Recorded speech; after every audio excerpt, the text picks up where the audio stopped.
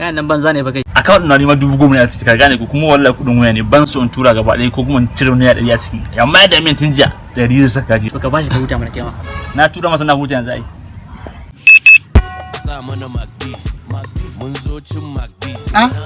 Alhamdulillah. Ya dai? Ga wani ya turo min katin naira 10,000. Ina zaune a banza?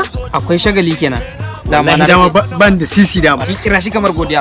Kira shi. Dole ne ai. Kira shi. Ana kuma waya rai. Hello? Dan kai dade mun ga kati Allah ya saka da alkhairi. Mun gode.